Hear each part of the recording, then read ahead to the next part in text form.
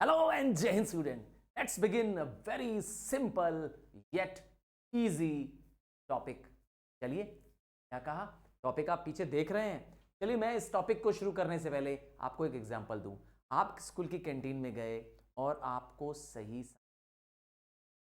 आप कैंटीन वाले से झगड़ा करने गए. बोले भैया ये क्या सामान दिया है आपने हमको. तो कैंटीन वाला आपकी सुनता नहीं है, आपको हटा देता है, भगा देता है. आप क्या करते हैं? अपने जैसे सीनियर क्लास के और स्टूडेंट्स अपने ही क्लास के बुला लेते हैं और सबको साथ ले चलते हैं कैंटीन में, और कैंटीन वाले अंकल से मिलके सब अब आपके लिए शिकायत करते हैं. बताइए, अब कैंटीन वाला अंकल आपकी सुनेगा कि नहीं सुनेगा? डेफिनेटली कैंटीन वाला क्या, कोई भी होगा, आप सब अगर ग्रुप में होंगे तो आपकी तो संघे शक्ति. हाँ, मतलब अगर आप यूनियन बना लेते हैं, ग्रुप बना लेते हैं, तो आपके पास पावर आ जाता है, आपके लोग सुनते हैं, आप लोगों को सजेशन दे सकते हैं और इवन आपस में भी क्या कर सकते हैं, कोलैबोरेट कर सकते हैं. यही पर्पस से, यही सोच से बनाया गया है chambers of commerce and trade associations. सुनने में एक जैसे नाम लगते हैं बट दोनों ही बिजनेस कॉम्बिनेशंस है जो बहुत पॉपुलर है. वर्कर्स जैसे अपनी एसोसिएशन बना सकते हैं, वर्कर यूनियन बना सकते हैं ताकि वर्कर्स के साथ कोई अन्याय ना हो सके, और अगर वर्कर्स को कोई मालिक परेशान करे तो ये यूनियन मिल करके क्या करेगी, मालिक का मुकाबला करेगी. उसी तरह से बिजनेसमैन को अगर कोई परेशान करे तो गवर्नमेंट परेशान कर सकती है, कोई और बाहरी व्यक्ति परेशान कर सकता है, तो ये बिजनेसमैन भी एकजुट हो जाएंगे और मिलके क्या करेंगे, उसकी वाट लगा देंगे. समझ गए ना? चलिए, चैम्बर्स ऑफ कॉमर्स समझते हैं. चैम्बर्स ऑफ कॉमर्स एक वॉलंटरी एसोसिएशन है. वॉलंटरी मतलब होता है आप चाहें तो इसके मेंबर बने या न बने. याद रखिएगा, किसकी एसोसिएशन है? बिजनेस फर्म्स की एसोसिएशन है जो अलग अलग ट्रेड और बिजनेसेस करती हैं. सिमिलर नहीं, अलग अलग बोला. हाँ, जैसे कोई आयरन एंड स्टील का काम करता है, कोई सीमेंट का काम कर सकता है, कोई पाइप्स का काम करता है, कोई प्लास्टिक का काम करता है, कोई फर्नीचर का काम करता है, कोई गारमेंट का काम करता है. सब अलग अलग बिजनेस हैं बट सब मिलके क्या कर रहे हैं, एक एसोसिएशन बना रहे हैं, एक संस्था बना रहे हैं, चैम्बर्स ऑफ कॉमर्स. अलग अलग ट्रेड और इंडस्ट्रीज, इसमें प्रोफेशनल्स भी हो सकते हैं, जैसे सीए, लॉयर्स भी इसके मेंबर हो सकते हैं. इसका मेन मकसद क्या है भाई? इसका मेन मकसद है कि जनरल बिजनेस इंटरेस्ट, अर्थात सारे मेंबर्स का सर्वहित देखना, भलाई देखना. ठीक है, और क्या देखना? Foster the growth of commerce और इंडस्ट्रीज की ग्रोथ को बढ़ावा देना. किसी पर्टिकुलर रीजन में, किसी पर्टिकुलर कंट्री में कॉमर्स एंड इंडस्ट्रीज को बढ़ावा देना के लिए बहुत सारे स्टेप्स लेने पड़ते हैं. दूसरा आता है वर्ड ट्रेड एसोसिएशन. हाँ, मिलता जुलता वर्ड समझ में आता है, पर ट्रेड एसोसिएशन कुछ हद तक सिमिलर है. जैसे सिमिलर ये है कि ये भी एक वॉलंटरी एसोसिएशन है, ये भी बिजनेस फर्म्स की एसोसिएशन है, बट कीवर्ड क्या है? कीवर्ड है यहां पर सब सेम ट्रेड करते हैं. इसका मतलब है यहां पर अगर ये जूट मिल वालों की तो एसोसिएशन होगी, तो इसमें सिर्फ जूट मिल वाले जिनके पास जूट का काम है, यहाँ JUTE जूट, तो वही इसके मेंबर बन पाएंगे. अगर शुगर मिल की एसोसिएशन है तो उसमें सिर्फ शुगर मिल वाले ही. कोई कॉटन टेक्सटाइल का काम करता है तो विस ट्रेड एसोसिएशन पर नहीं बनता. याद रखिएगा, इसको रीजन के बेसिस पे ऑर्गेनाइज, और ये भी पैसा नहीं कमाना चाहती है बट अपने पर्टिकुलर ट्रेड वालों की ही, जिस ट्रेड को, जिस इंडस्ट्री को बिलोंग करते हैं, उनकी रक्षा के लिए है, उनके हितों के लिए काम करती है. हाँ, मैं एग्जांपल दे सकता हूं, Indian jute mill association, Indian sugar mill association. समझ जाओ नाम से कि इस पर्टिकुलर ऑर्गेनाइजेशन में सिर्फ उस ही पर्टिकुलर ट्रेड के या इंडस्ट्री के लोग होंगे और कोई नहीं है ना. दोनों में अंतर. आओ कुछ और अंतर, कुछ और डिफरेंस बताएं. 5 डिफरेंसेस बताऊंगा. हेडिंग याद करना ज्यादा जरूरी है. सबसे पहली हेडिंग है स्कोप. देखिए, ट्रेड एसोसिएशन में सेम बिजनेस के लोग होंगे, सेम इंडस्ट्री के लोग होंगे, जबकि चैम्बर्स ऑफ कॉमर्स में डिफरेंट डिफरेंट के होंगे. तो इसका मतलब है ज्यादा बड़ा कौन हुआ? चैम्बर्स ऑफ कॉमर्स, क्योंकि भाई ज्यादा टाइप की इंडस्ट्रीज इसके अंदर इन्वॉल्व हो रही है. दूसरा है नेचर ऑफ मेंबर, फर्म्स कैसी हैं. ज्यादातर ट्रेड एसोसिएशंस में सेम बिजनेस करती हैं, इसीलिए आपस में कॉम्पिटिटर्स होंगी. भाई जूट मिल एसोसिएशन, तो सब जूट मिल होंगी ना उसके अंदर, सारे जूट मिल के प्रोड्यूसर्स होंगे ना उसके मेंबर, तो उनके बीच में कंपटीशन होगा, तो ये सारे कॉम्पिटिटर्स होंगे। और इसमें चैम्बर्स ऑफ कॉमर्स में, चैम्बर्स ऑफ कॉमर्स में जरूरी नहीं है, क्योंकि विक्स्ड वैरायटी ऑफ बिजनेसेस फर्म्स होंगी, ऑल टाइप को इन्वॉल्व किया जाता है। रिप्रेजेंटेशन याद रखिएगा, chambers of commerce general represent करती है, क्या? जनरली सारे बिजनेस को रिप्रेजेंट करती है।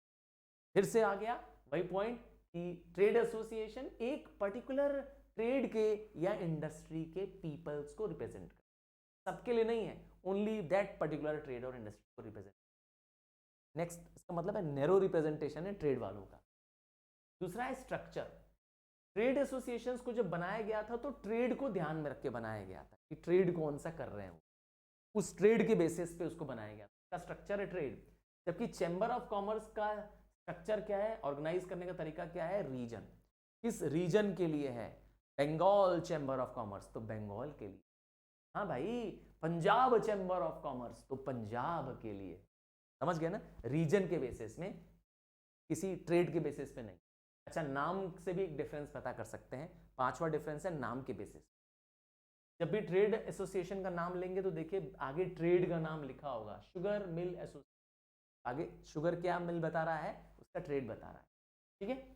जबकि चैम्बर्स ऑफ कॉमर्स में क्या लिखेगा नाम के आगे, बंगाल चैम्बर ऑफ, तो आगे क्या लिखा है, रीजन लिखा है।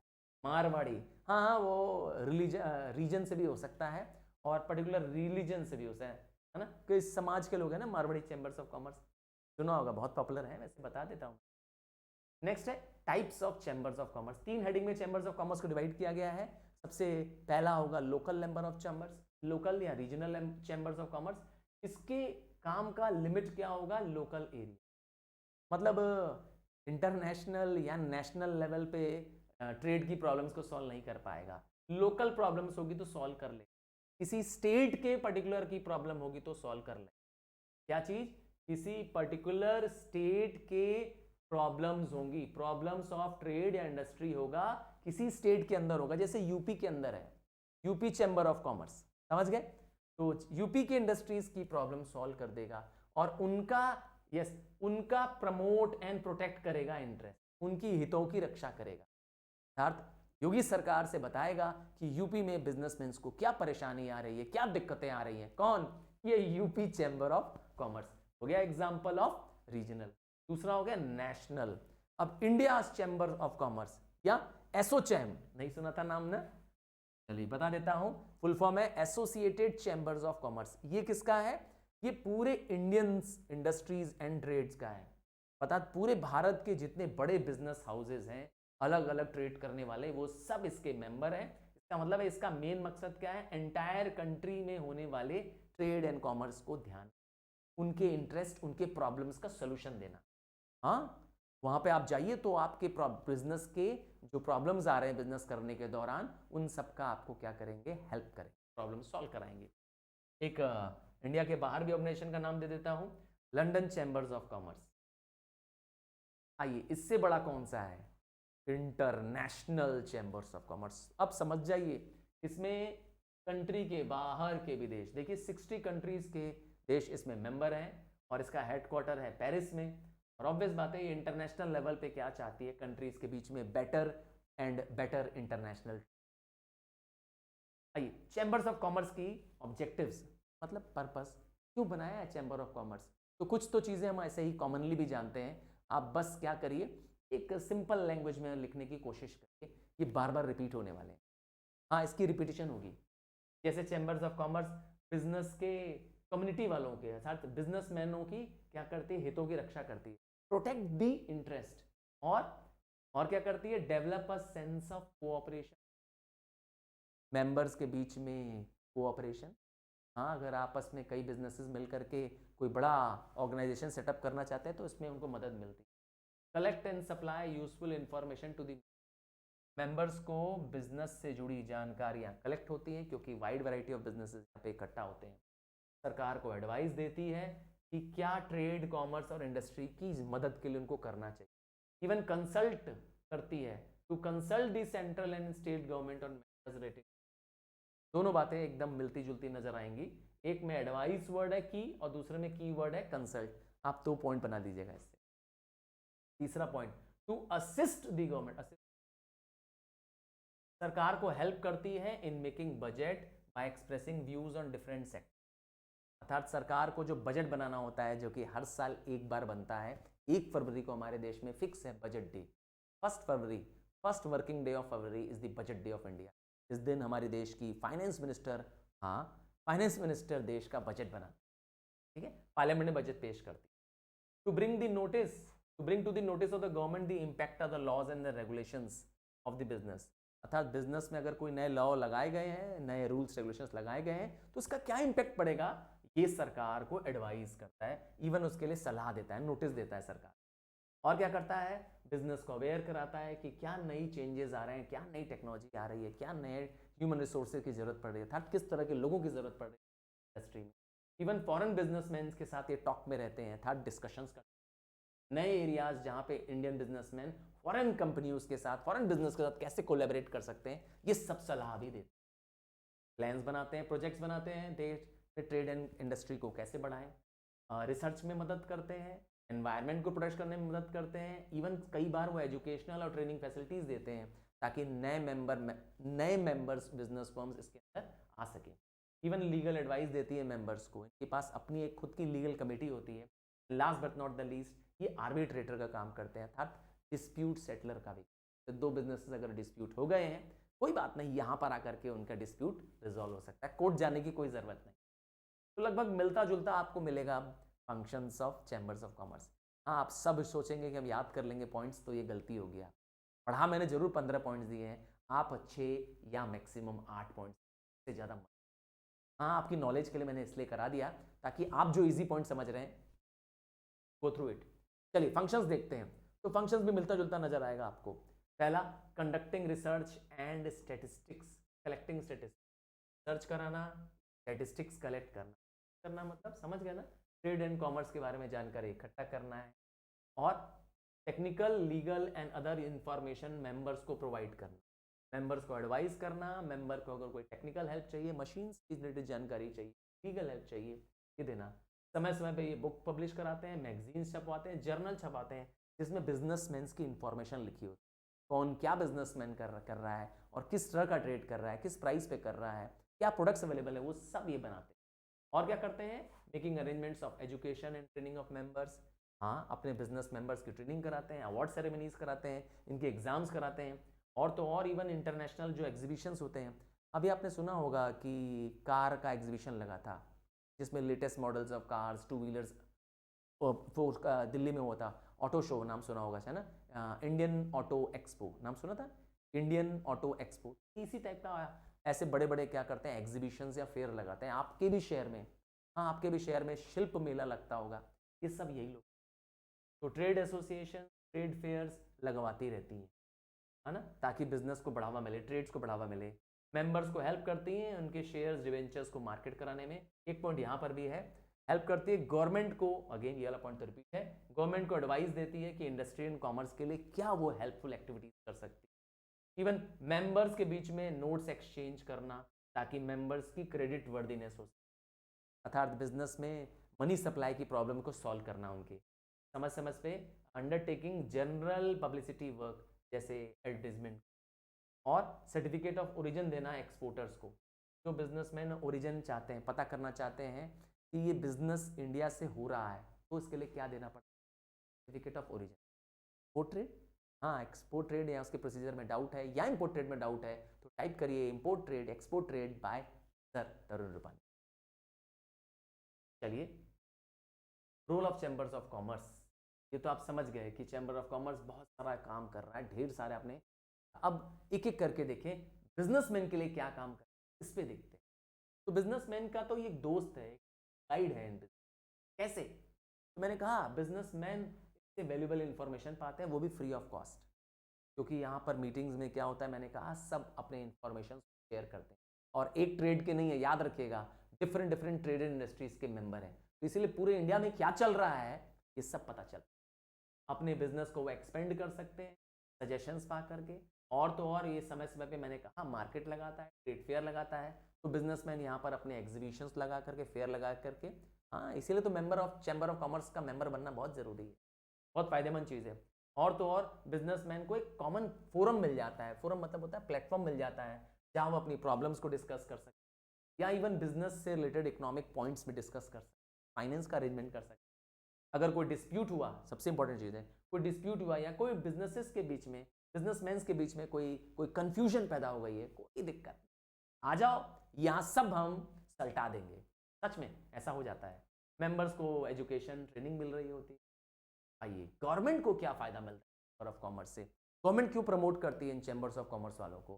क्यों एसोचैम को गवर्नमेंट इतना अपने माथे पे बैठाती है? तो इसका लॉजिक यहाँ पे मिल जाएगा, क्योंकि सरकार को भी क्या होता है, बहुत सारे ऐसे काम हैं जो इनसे करवाने होते हैं। सबसे पहले chambers of commerce certificate of origin issue करता है, ये सरकार के बिहाफ पे करता है, ये एक्सपोर्ट करने में इंडिया को मदद करता है। गवर्नमेंट को समय समय में वैल्यूएबल इंफॉर्मेशन चाहिए होती है इंडस्ट्री ट्रेड के बारे में, इस पर क्या टैक्स लगना चाहिए, बजट क्या बनना चाहिए, ये राय मिलती है गवर्नमेंट को। देखिए, एनुअल बजट की राय मिलती है। गवर्नमेंट को अगेन असिस्टेंस चाहिए प्रॉब्लम सॉल्विंग, कंट्री की कुछ ना कुछ क्या होता है, प्रॉब्लम्स हमेशा रहती हैं इंडस्ट्री से रिलेटेड, हाँ, एम्प्लॉयमेंट से रिलेटेड, तो इस सारी प्रॉब्लम्स को दूर करने में मदद। बहुत सारी तो आपको पता होगा बिजनेस हाउसेस सपोर्ट करते हैं गवर्नमेंट को इलिटरेसी दूर करने में, स्कूल्स चला करके, इवन इनसेनिटेशन को दूर करने के, पॉल्यूशंस को दूर करने में इंडस्ट्रीज़ का बहुत बड़ा योगदान है। वो सपोर्ट करती है गवर्नमेंट को, फाइनेंस करती हैं। और तो और गवर्नमेंट के एक्सपोर्ट प्रमोशन प्रोग्राम्स में, इकोनॉमिक ग्रोथ प्रोग्राम में सरकार के साथ बढ़ चढ़ के हिस्सा लेती हैं ये चैम्बर ऑफ कॉमर्स। आइए, इंडिया में chamber of commerce, regional chamber of commerce भी है, मैंने बताया, जैसे Kolkata Bengal chamber of commerce. National chamber of commerce भी है, जैसे federation of Indian chambers of commerce and industry, that is FICCI, FICCI, बहुत पॉपुलर नाम है, अभी इसके बारे में बताने वाला हूँ, या CII या एसोचैम या AIOE। सबसे पहले बताते हैं फिक्की के बारे में।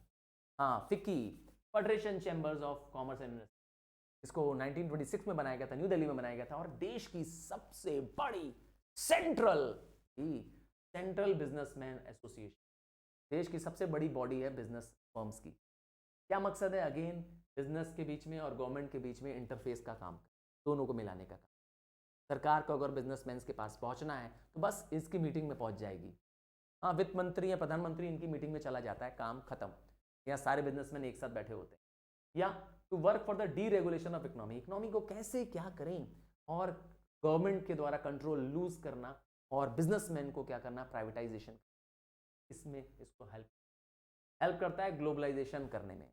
देश में इकॉनमी जो है हमारी वो ओपन अप हो जाए, वर्ल्ड की इंडस्ट्रीज इंडिया में ईजिली सेटल हो पाए, free trade of people, free trade of good और free trade of technology cross border हो सके, ऐसा करने में मेंबर्स को एक्सपोर्ट प्रमोशन में, मॉडर्नाइजेशन, क्वालिटी कंट्रोल में, पोल्यूशन में, इन सब में सलाह देना, गवर्नमेंट को हेल्प करना ताकि उनके गोल्स अचीव हो पाए, और रिसर्चेज में, इंपोर्ट सब्सटीट्यूशंस में मदद करना। लगभग इसी से मिलता जुलता आपको अगेन सेम, लगभग सेम आपको मिलेगा का फंक्शन। मत याद करिए सारे फंक्शंस, आप सिमिलर फंक्शंस आप लिख सकते। आगे CII 1895 में 5 इंजीनियरिंग कंपनियों ने पहले मिलकर एक संस्था बनाई, नाम रखा ईटा।